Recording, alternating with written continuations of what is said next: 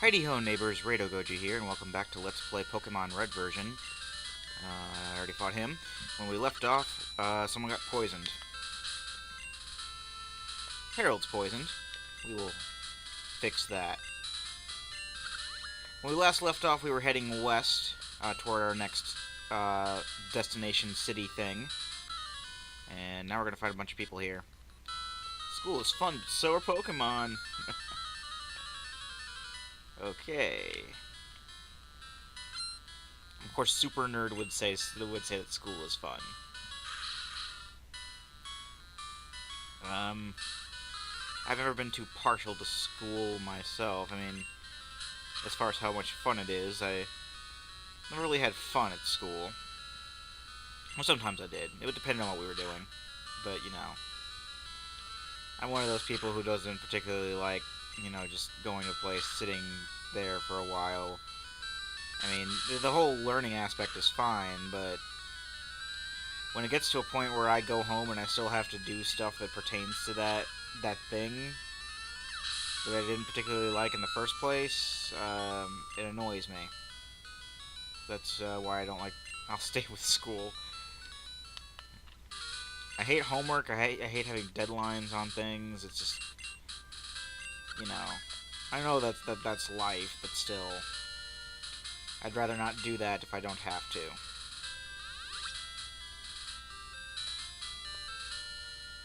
Okay. So moving on to the next one, because you can fight all four of these people. Must look silly standing here like this. You sure do.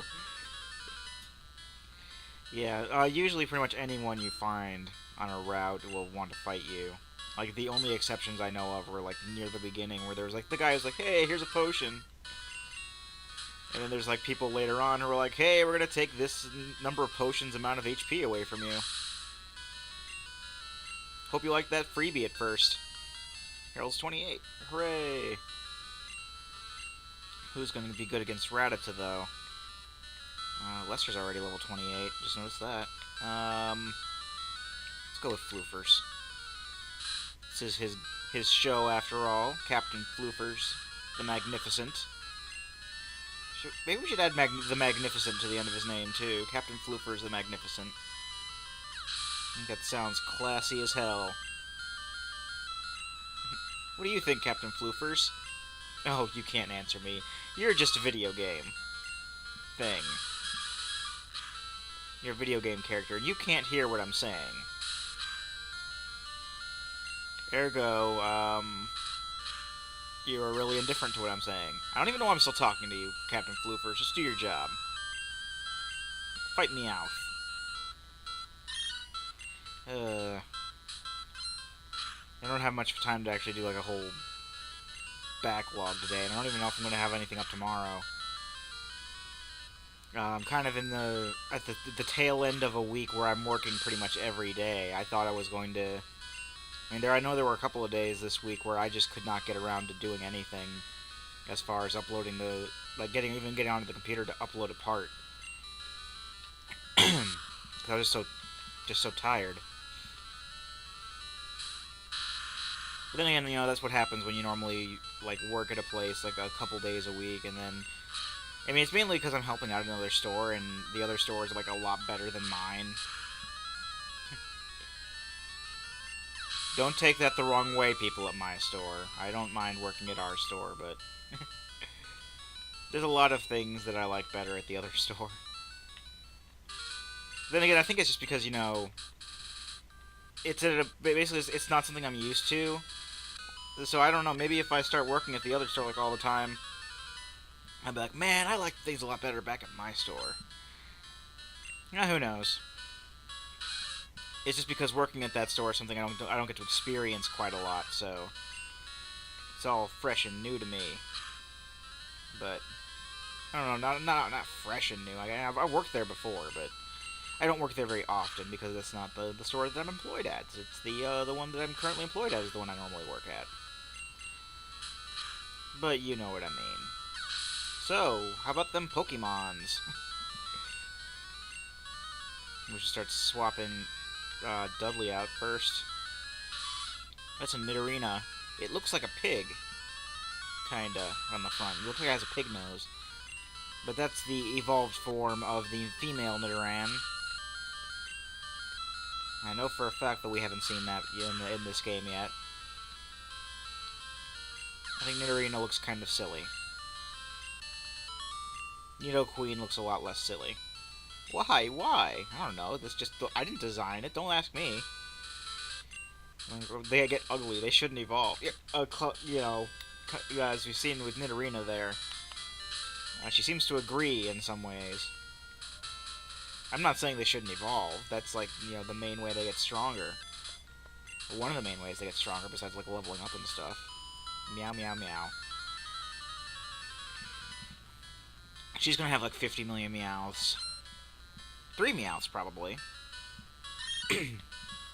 I still don't see how some of these trainers could get so far with only like one Pokemon. Or like... I mean, I know we don't technically have a full team. I mean, we have Oddish with us, but that's just because he's there for cut. I mean, we have like 5 Pokemon that we normally use.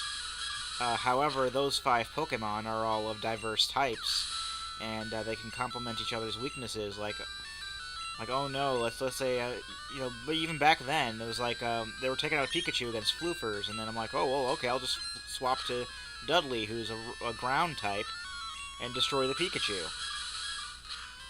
But then you get like some of these people who have like one type or like multiple of one Pokemon. Like this lady has 3 Meowths.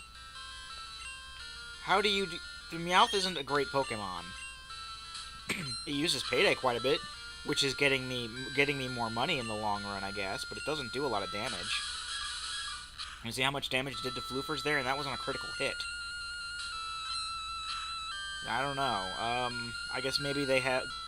Yeah, I guess it's not a bad thing to pick your favorites and just go with that, but it gets to a point where you may eventually not get, or you may eventually get to a point where you're not going to be able to go on farther because Pigeon Rattata too. Okay, but you get to a point where there's going to be a lot of people who are going to start having they're going to be strong against whatever type of Pokemon that you have, and you gotta find other ones. Alright, let's roll the dice. Oh, you almost tricked me, game. I was gonna do a Rush reference. I know it's roll the bones, but still. That actually would have been something I would actually do, because Rush is one of my favorite bands.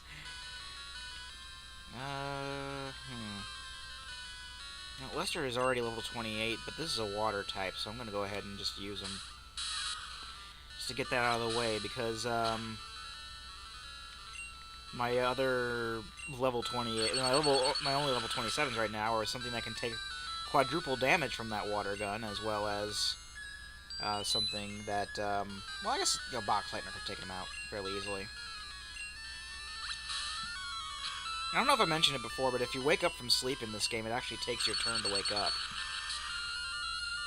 Like, if you don't use an Awakening. I mean, using an Awakening, yeah, that's using an item, so that's your turn. But if you sometimes you'll just, wake up. But that will take your turn in this game. Like you saw there, we woke up, so that's his turn.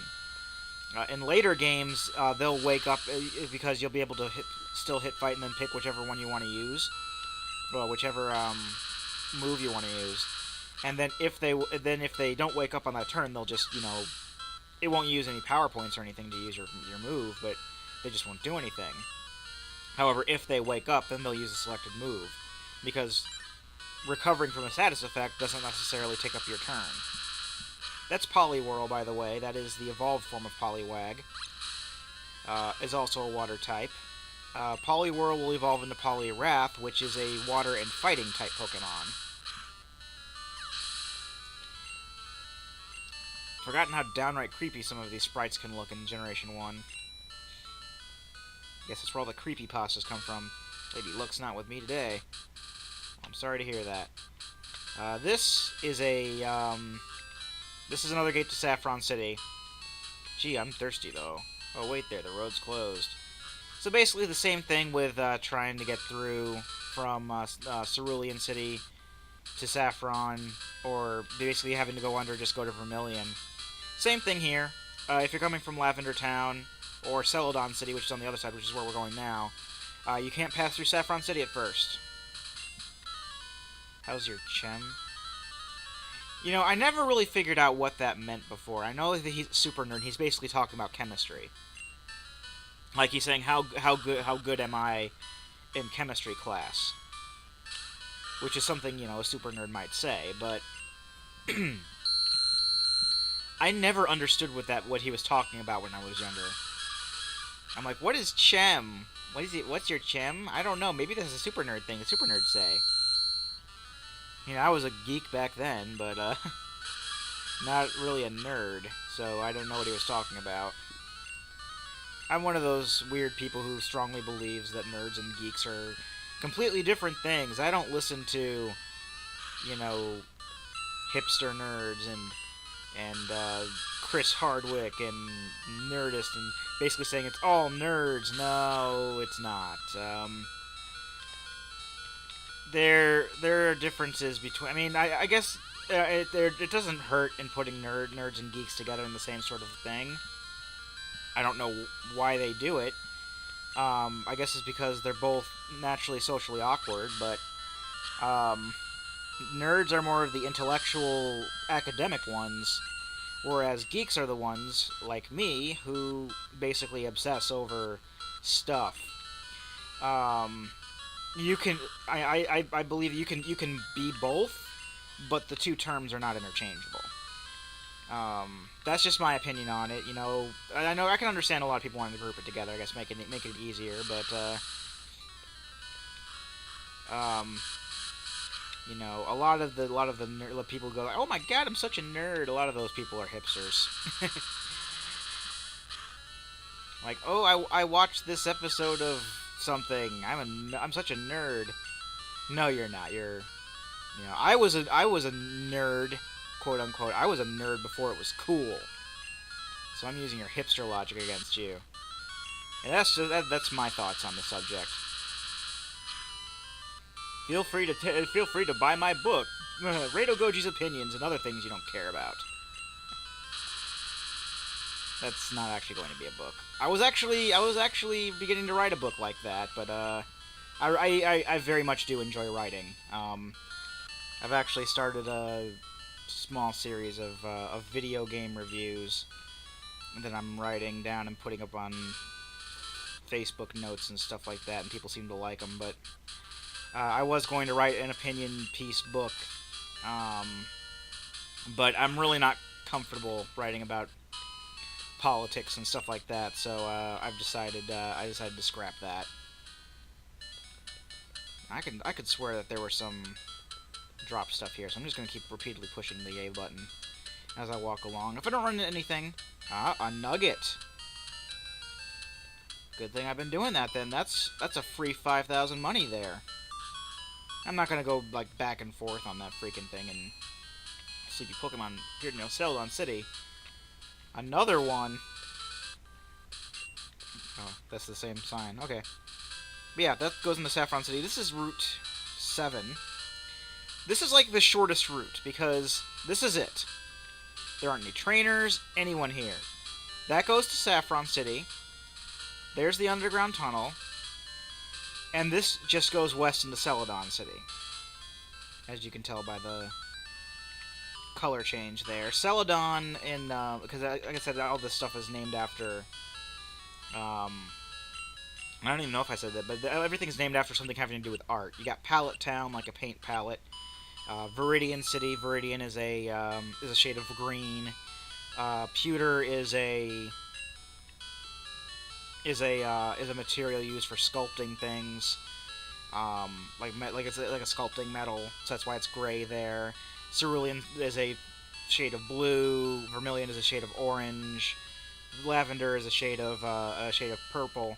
And Celadon is a type of clay, I think, that they used to make pots, but it has this kind of seafoam green color, which is why it changed to that color here. If I had a bike, I'd go to Cycling Road. We do have a bike, so we can go to Cycling Road later, but we're not going to do that right now. Pokeflute. sound only they can hear? Yeah, right. That's gonna be, BS. And there's Fuchsia City. We'll see all stuff about that. I don't even know. Why am I going to the PC? I don't need to do that. Anybody got time for that? It's time to end the video. Next time we'll probably be getting some new additions to the party. Because, here is where we get the Eevee. And there's Growlithe on that route there. So, we'll see how well that goes. I've been Rado Goji, and I'll be here next time. Join me, won't you?